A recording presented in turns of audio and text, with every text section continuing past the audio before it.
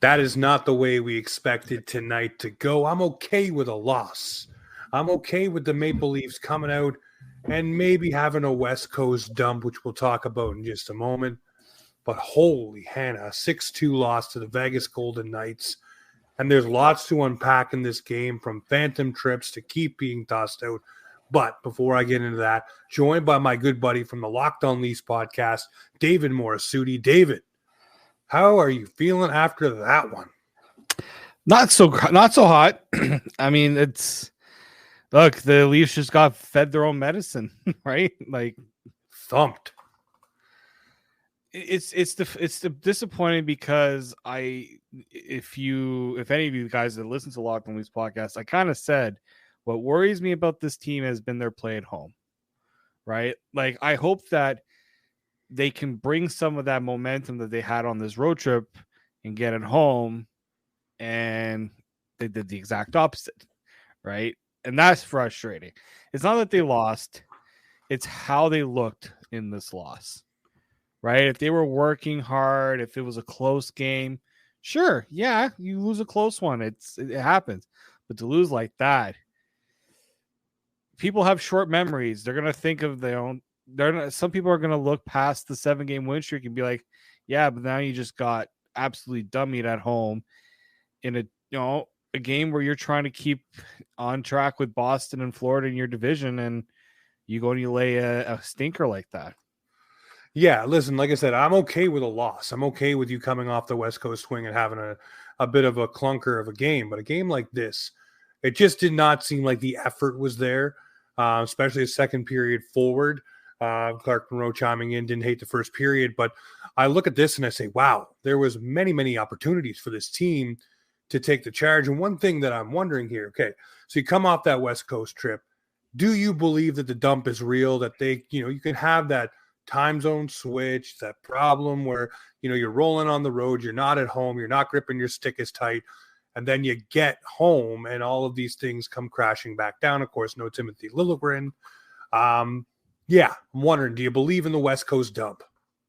I'm sure there's a bit of that, but like when you think about, they were in Colorado, they weren't exactly all the way out in the Pacific, right? So, and they had a day in between, 2 days in between, because they can't, they last played on Saturday. So it's not like they had one day off and they're right back to it.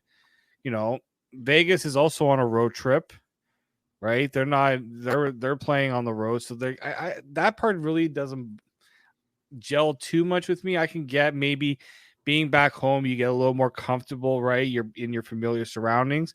So maybe you let loose a little bit here. But as Clark said, like, they had a good first period, right? The first period, they were structured. They were looking at keeping track of the details. They weren't cheating in a lot of ways. And then in the second period, it's almost like, okay, we got to find a way to get some offense here. What do teams, when they try to find offense, do?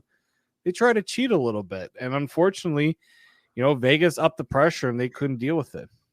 Yeah, one thing for this Maple Leaf team, if they stick to their game plan for a full 60, usually they're pretty good and pretty able to handle the game and really stick with it. When they stick with their way of playing, that's what happens. I'm going to ask you this one. Should the whistle have blown when Hill lost his skate, when the blade came out, and I saw the rule flashed up and I decided to take a picture of it and here to read it for us just to make sure that we all know what was going on. So this happened in the playoffs. So let's see here. There is no rule for referees to stop play for a broken piece of equipment, regardless of whether the equipment belongs to a goaltender or a skater.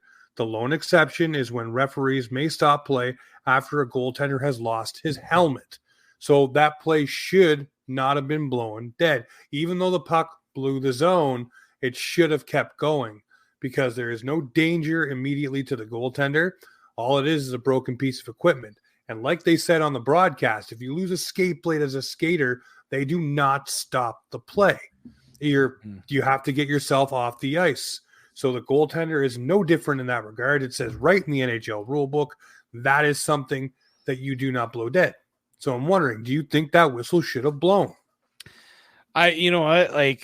Yes. Is it an unfortunate play for the Golden Knights, for Hill to lose his skate blade? Absolutely. Yep. but I'm also not one to be like, you have to read the rule as it is. And I remember that game you were mentioning with Rask and Sergachev scoring the goal and things like that in the spirit of the rule. Again, that one's a tough one for me because like it's such an unfair position for the goaltender. I get it, but you're right. If it was a normal skater, that ain't game blown dead, right? They just have to figure it out for themselves at that point. And I've seen goaltenders have to do the same too in a lot of ways, right? It's not, again, it's a very rare thing that happens that, you know, sometimes it's easy to kind of think, okay, what happens in the moment is the right thing.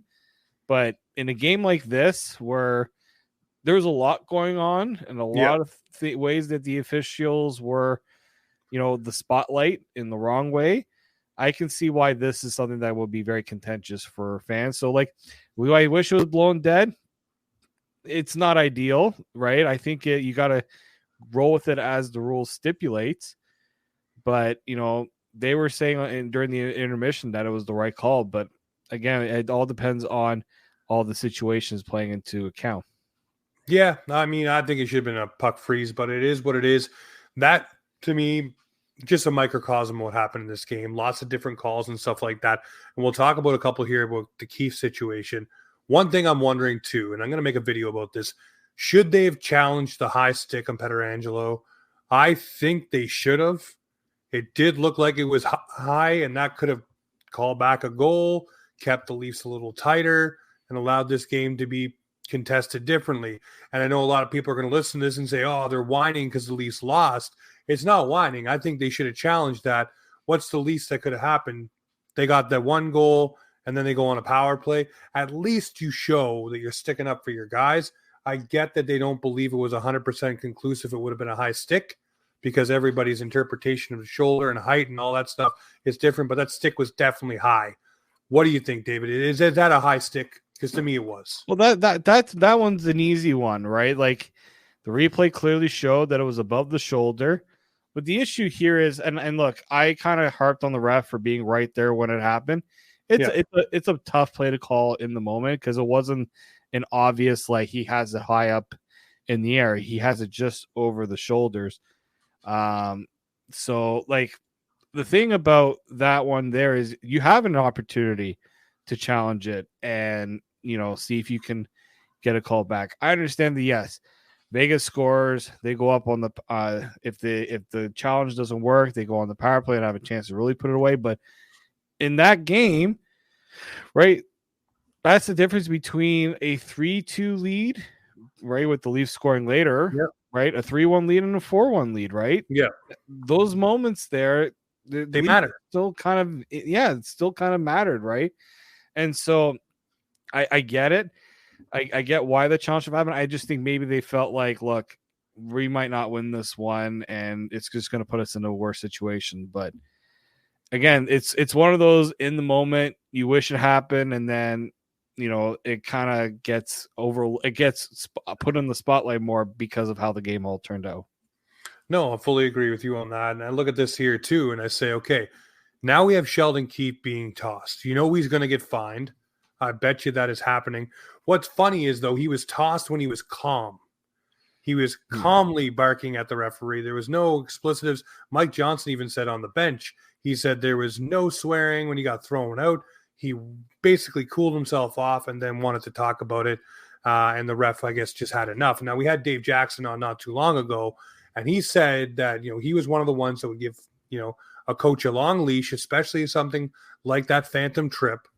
You know, he would give a long leash for the coach to go off. And then he would give the hand signal, and the coach usually would stop, or he would assess a bench minor or throw the coach out. So what happened here? The phantom trip, which should not have been called, was garbage to me, just garbage. The officiating in this game, I'm going to call it what it is. Dave, I love you.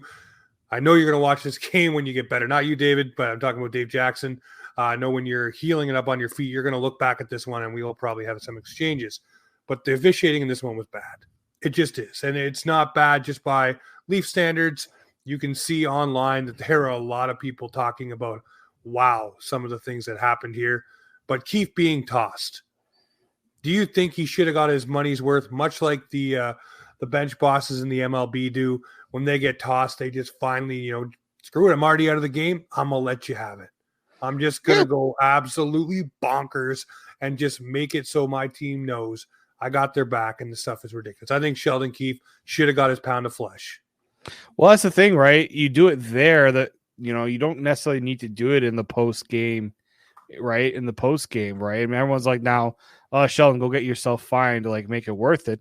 Well, Sheldon Keefe could have just settled his piece then and there and not have to do it in the post game. Like, I don't even think he fully understood that he was. I mean, you saw his reaction when eventually he found out he was getting tossed. He's just like, really? What?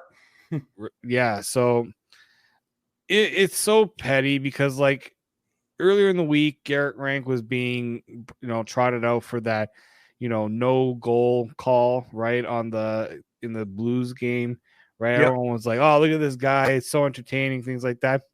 But at the same time, it reminds me of why I don't like things like that. That's because the officials want to make it more of a spectacle. Yep. Make the call. I love when you know what?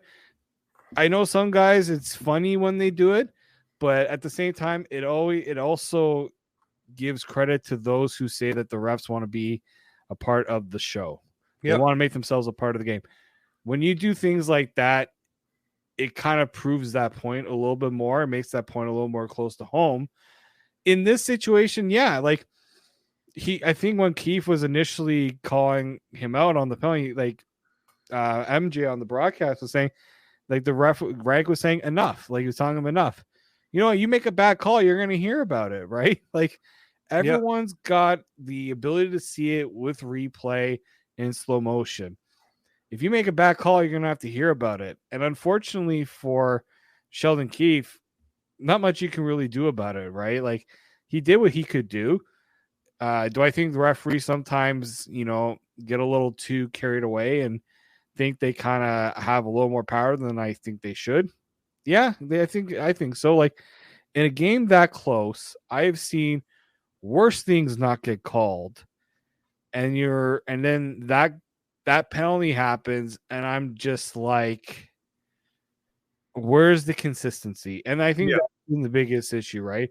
Where's consistency? And I'm not even going to make this a Leafs versus refs thing, like a lot of people like to do. To me, this is just the lack of consistency in officiating. I mean, look, all across sports, this isn't just an NHL issue, but specifically in the NHL, we always hear about the rule book changes in the playoffs. Yep. The rule book changes at times. No, the rule book is the rule book. Call it to the rule book. But also, you know what? Refs have a chance to kind of talk and make sure, is that the right call to make? They do it all the time in football, right? In the NFL, if a flag is thrown and if another ref is like, yeah, I don't know about that one, Chief, they discuss it. You have to look at it for 2 seconds and say, you know what? We don't think there was a penalty on that play. And then when you just reset everything. I don't know why that's not happening. It does sometimes in the NHL. There are some conferences, but not enough situations that really impact a game to its core, which it did tonight. Obviously, Sheldon Keefe being tossed as well. We all know hockey games move fast, but with DraftKings Sportsbook, an official sports betting partner of the NHL, you can score faster than anything on the ice. This week, new customers can bet $5 and get $200 instantly in bonus bets. You want to check out the Flyers and Leafs tonight, lay a bet down? That may be the way to do it. Download the DraftKings Sportsbook app and use the code THPN. New customers bet just $5 on the NHL and get $200 instantly in bonus bets. Only on DraftKings Sportsbook with the code THPN. The crown is yours. Gambling problem? Call 1-800-GAMBLER or visit www.1800gambler.net. In New York, call 877-8-HOPE-NY or text 467-369. In Connecticut, help is available for your problem gambling. Call 888-789-7777 or visit ccp.org. Please play responsibly on behalf of Boot Hill and Casino and Resort in Kansas. 21 plus, age varies by jurisdiction. Void in Ontario. Bonus bets expire 168 hours after issuance. See dkng.com/hockey hockey for eligibility and deposit restrictions, terms, and responsible gambling resources. NHL and the NHL Shield are registered trademarks of the National Hockey League. Copyright the NHL 2024. All rights are reserved. Well, for me, we got to go forward here on this team. We don't know the status of Timothy Liljegren. McCabe looks really banged up. Giordano is not Giordano anymore. He didn't look horrible tonight, but at the same time, he's not the guy that I think the Toronto Maple Leafs can trust in a top 6 role anymore. And I love Gio. I'm not crapping on the guy. I know he's got a lot going on personally, but at the same time, this guy is having some issues. But with Liljegren out, McCabe banged up, Toronto needs to make a move here on the D. In my opinion, they need to bring either some of the young guys back into this and set some guys out for a while on IR or whatever you need to do to heal them up and let them rest whatever they got going on. But for me, the D pairings tonight didn't do it. You can see they quickly changed Riley and Brodie. We know that doesn't work. No matter what way you set them on, right, left, right, it doesn't work. This D pair is oil and water. They just do not work. Put Riley with someone else. They tried it with Benoit.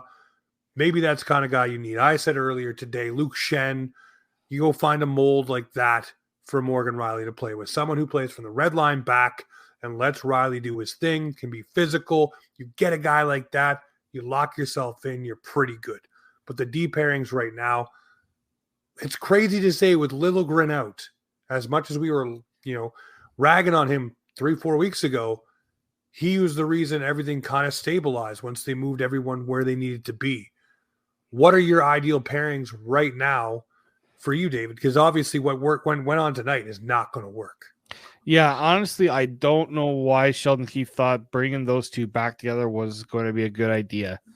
You saw for a 7-game stretch how much better those two are away from each other. Yep. And look, for one game, I guess Sheldon Keefe's like, for one game, can you guys just get your you-know-what together and let's just make sure we can get through this game if one game is what Liljegren needs.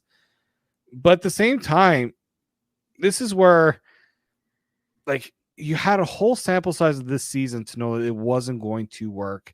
Yeah, it's not a thing that's going to happen. It's not like, oh, you know what, we can try for one game. And look, and I see in the comments right now that if Riley could play better defense, this wouldn't be an issue. I agree, right? There's, this is a game where his defensive issues get thrown out there. But I hate to say it, Brodie wasn't much better, right? We're always willing to throw Riley under the bus. Brodie's supposed to be the responsible, steady defensive guy. And there were times I was looking out there, he had no idea, right, what he was doing. I just think that with Brodie, you saw left side, that's his thing. He has to play on the left, right? Yep, he does. If you need to put, let's say you got to ask Giordano, can you play on the right side? Maybe that's something you have to do. I don't know, but the other issues, they have 6 guys playing tonight, all of them left shot.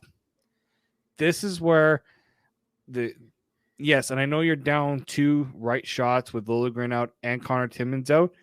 You've already known Connor Timmins was not going to be in for a while. In my opinion, this was an opportunity for the Leafs to explore. Now, I'm not talking about going and swing big on a deal right now and go get that, Chris Tanev type of defenseman.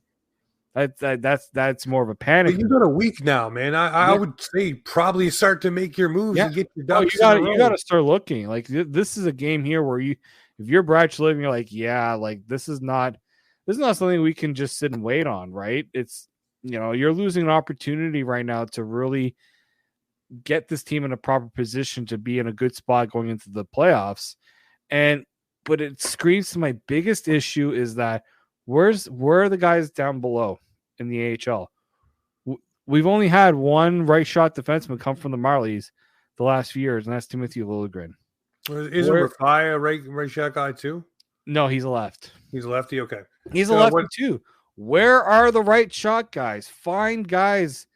Even we're not asking you to go and find yourself a stud top 4 guy, but you got to start developing guys that can, in this sort of position, can come in and play on that right side and be a right shot, right? Like it's a failure of this organization to not have within the last 5 years, right? Liljegren was drafted in 2017. How many right shot defensemen have they invested any draft capital in? Do you call up Topi Nemela? Problem is they've been so they don't want to call up these younger guys, but at the same time, other teams are doing it, and guys are succeeding. Right. Like it's not like Topi Niemelä hasn't been playing in North America. He's been here for a bit. Yep. He's not some 19-year-old defenseman either. Nope. He's 21 years old, right-handed shot defenseman. I believe he has 28 points this season, 6 goals, 22 assists with the Marlies. Probably could help you out power play wise. 53 career games in the AHL and then another 7 in the playoffs. It's not like he's had is that a lot? No, but at the same time, it's not nothing. Nope. I've seen defensemen with a lot less experience get called up, even for a game. Give him a chance. Now, against Vegas, that's a tough one, right? Vegas played really well tonight. That was a team. You got Arizona coming in. Start figuring out what you're going to do here. Yeah. You know, whether it's making a trade or whatever you're doing, because obviously now Järnkrok on the cusp coming back, Joe Woll on the cusp coming back. Before we get into Woll and who's in goal and all that stuff, one guy I want to talk about. I like him on the third line, but John Tavares needs to press pause. The Leafs need to press pause. He needs to sit out for a bit and heal. Yeah. Whatever injury he had that held him out of game obviously is not well enough for him to be in. He is laboring out there. He needs to unless it's something that requires surgery, this guy needs to be held out and needs to be just whatever for a while. And if that means they got to Mark Stone him and figure out who they're running down the middle, then I guess that's what you got to do. But this guy needs to get healthy to be able to produce for the Maple Leafs. And if he can be that what we wanted from Ryan O'Reilly on the third line, I like that. But he needs to be healthy and ready to go, and he's not. Unless I'm crazy, he does not look healthy tonight. No, right? And this is where, honestly, hockey players get too selfish. Some will say, oh, he's a warrior. He's battling through injuries. Well, he's also putting his team in a tough position because he's not able to perform at his best, right? And look, that play on the goal near the end of the second period, that's the type of play there that irks me, because I said that if this team was going to overcome the deficiencies on the blue line, you were going to need a full team game. And when guys are not able to handle those simple details, it's going to cost you. And so, yeah, if John Tavares is really feeling it right now where he can't give you what you need, you have to sit him. And look, you got Pontus Holmberg who can play down the middle. You know, I understand that he's not exactly your ideal third line center. Yep. For a game or two, we just went through a period where he missed a couple of games. There's an off. They literally just did Pontus Holmberg, Bobby McMahon, and Nick Robertson for a couple of games. And guess what? The Leafs were able to find a way to win. If he's not healthy and if it's clear that he can't perform, no sense in putting him through whatever is going to aggravate whatever he's got going more, right? You got a game against Arizona coming up. Yeah, I know you don't want to take any opponent lightly, but you can also say, John, you're not feeling the best. Let's give you some time. We got some guys here. You know, Calle Järnkrok, I don't know how close he is, if he can even come back. Yeah, he took his full practice today. He is, I think he is eligible. I think it was the 22nd of February was his eligibility window. So, right. And I do know that, you know, they're always saying, how are you going to get him back into the lineup? That's kind of a way to kind of the best way to do it. Right. And I think Keefe was saying maybe next week, Calle Järnkrok will get a full week of practice. So, again, maybe the timeline doesn't add up as well. But, again, you have to find a way to make sure that guys aren't pushing through something they don't need to. And then come playoff time, you hear, I wasn't at 100%. And that that led to me having not as ideal performance when it matters. So I think, again, I understand players want to grind it out, gut it out for their team. But at this point in the season where, you know what, it could do more harm than good, take one for the team. Tavares is, I get it. He's already kind of taken one for the team by accepting a lesser role. Yeah. The coach should have more of a say in that. Like I like some people are like, oh, how come? I wonder how much Keefe talked to Tavares about that. Well, I mean, the coach is just like, this is better for the team. We're going to do it, right? And I think he's got to do it again. You're not at your best right now because you're not healthy. Let's do what's right for the team and give you some time off. Yeah, I just think it's something that definitely needs to happen for John Tavares and the Maple Leafs right now, because you need him at his best when you need him at his best. The other guy you need at his best is the goaltending. And tonight, Ilya Samsonov did not have his best performance. That one goal that went right through the wickets was a little light. Really put the Leafs behind 3-1. That's not what you want to see, especially when you get within one. Mm-hmm. For me, Joel Wool is cleared to play. Says so on Cap Friendly. This guy can play. He's got into a couple of practices here. He's also started an AHL game where he only allowed one goal, looked pretty darn well. Who do you start in goal Thursday night against the Arizona Coyotes? If Joe Wool is healthy and ready to go, is it Brick Wool's net? You can't. I don't think you can really declare anyone right now. Look, Samsonov deserves, every bit of leash, I think, a little bit because he's played so well. Yep. But, he was really stellar in this game until the defense started to look, got a little unhinged, unglued there. And he wasn't really able to provide that backbone. And look, he shouldn't have to be Superman for them every game. I do get that. But at the same time, I think Samsonov, it's his net. But I do think you need to see if Joseph Woll can push a little bit more. Because ultimately, I want to see the best guy play. Yep. As simple as that. Like, if it's not about a name, it's not that Joseph Woll is signed in going into next year and likely is the guy going forward. You're in a position right now where you got to just go with the best guy, the one you're more confident in. Yep. I fully agree with you. And Samsonov, to me, he lost it a little. He lost it near the end of the game there, right? Like, you needed a save or two. You're up. You get within one to end the period. Yes, I know a brutal giveaway by John Tavares. Yeah, you need that one though. That's what you need that one, right? You need those saves, and even a couple of the goals near the end there, it's like, yeah, one was an empty net.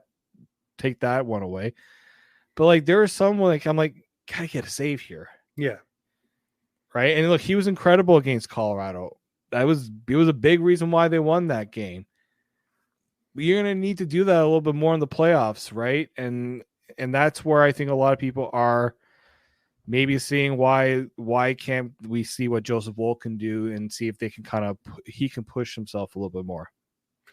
Definitely. Well, I look at it like this, David. I say Joe Woll should get the start on against Arizona. Why do I say that? Yeah. A team without Clayton Keller and a lot of offensive threat would be a good way to warm him up and just see what he has under the hood. Also give Samsonov a game to reset and be ready for Saturday night against the New York Rangers, who are absolutely starting to heat up themselves. Yet again, Shesterkin is looking Shesterkin-esque. So that would be a good game for Samsonov to get back between the pipes after a mental reset. Some would say maybe you give him a game like Arizona, but maybe give him a bit of a break. Let him deal with whatever he's dealing with. Get him some time to work with Curtis Sanford, get some practice time in, and let Joe Woll take, I wouldn't say the easy games. You never look past any opponent. But the game that has lesser of a chance to tax him and see what he has in-game action for the Leafs. I think Joe Woll should get Thursday night just for those reasons alone. Are you surprised he wasn't backing up tonight? Not overly. I think really when they have any goaltender that has an issue, whether it's a mental block like Samsonov had, an injury like Murray's had, or Jones, or anyone who's been between the pipes the past couple of seasons, they're real philosophy is give them the full night off. Don't make them dress. Don't make them sit on the bench. Don't make them think that they might have to go in. Just full night off.